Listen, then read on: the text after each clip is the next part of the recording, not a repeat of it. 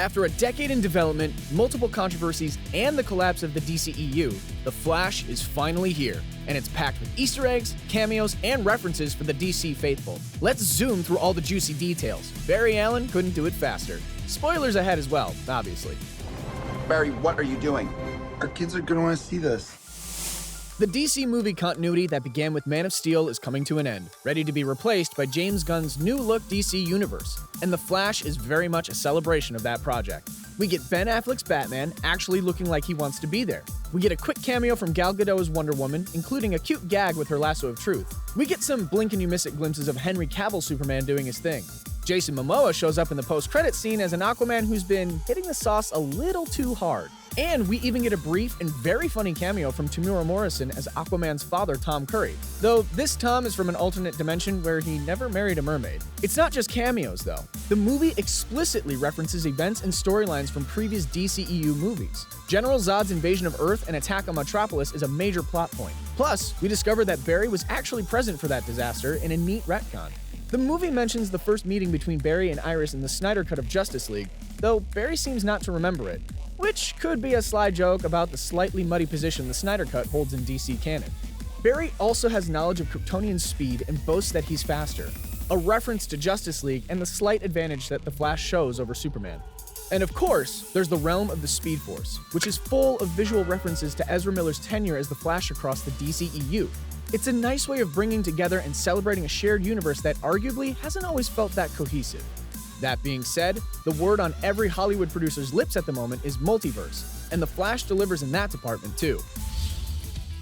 Michael Keaton is in The Flash as Batman from the Tim Burton Batman movies. What?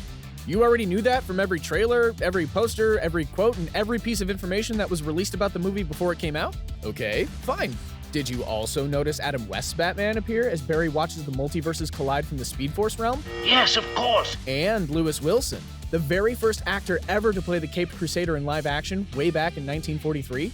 You jolly devil. And let's not forget the surprise climax of the movie, where Barry returns to his dimension, only to discover that Ben Affleck's Batman has been now replaced by George Clooney. Now you want to get nuts? Come on, let's get nuts. Clooney's Batman appeared in the critically reviled Batman and Robin, and he's not the most popular take on the character. But it was a fun surprise for fans, as was the use of Danny Elfman's iconic score for Tim Burton's Batman. But it's not just Batman, or is it Batman's? We also get a glimpse of Cesar Romero's Joker from the 1960s Adam West series, and the laughing bag used by Jack Nicholson's Joker in the 1989 Batman.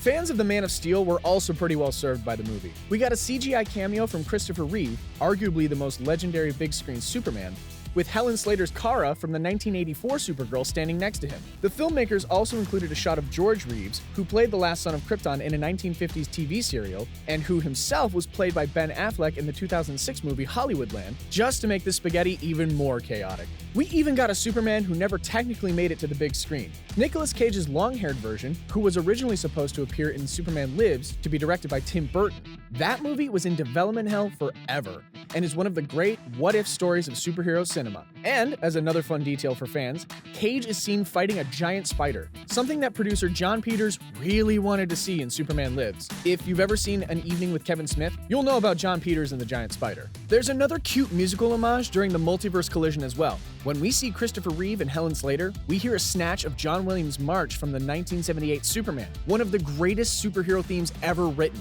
Maybe the greatest? Sound off in the comments. Oh, and you might have spotted another version of the Flash in that sequence. A guy in a funny winged helmet? That was Teddy Sears, who played Zoom on the CW Flash show, and who eventually became the Flash of his own universe. It's fitting that a movie like The Flash, a celebration of the character and DC in general, brought back so many familiar faces, even those that weren't successful when they first came out, like Helen Slater's Supergirl.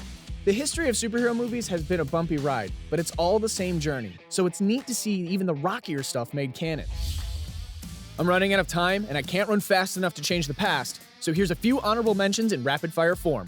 Barry's dad is imprisoned in Iron Heights Penitentiary, where comics and TV Flash keeps his captured villains. Opposite Barry's house, there's a store called Grayson's, a reference to Dick Grayson, aka Robin, aka Nightwing. Alternate Barry's room is full of posters for other WB movies, including Pacific Rim, I Am Legend, and even Scooby-Doo, famously written by James Gunn. Movie history in Barry's alternate universe is subtly different. Eric Stoltz was famously fired from the role of Marty McFly in our universe, but in this other dimension, he remained the star of Back to the Future. This left Michael J. Fox free to star in Footloose and enabled Kevin Bacon to play Maverick in Top Gun.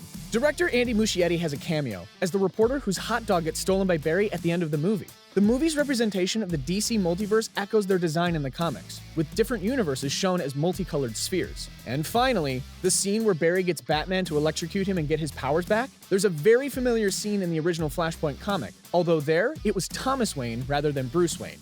Back to the source material. We love to see it. As you can see from this video, or from, watching the movie, The Flash is packed with cameos. Surely there's no room for any more. Well, there's one missing cameo that I wanted to see, and I'm furious that we didn't get it. Where was Val Kilmer's Batman? Batman Forever exists, It was a movie. I saw it. # release the Kilmer cut. He's, the hero.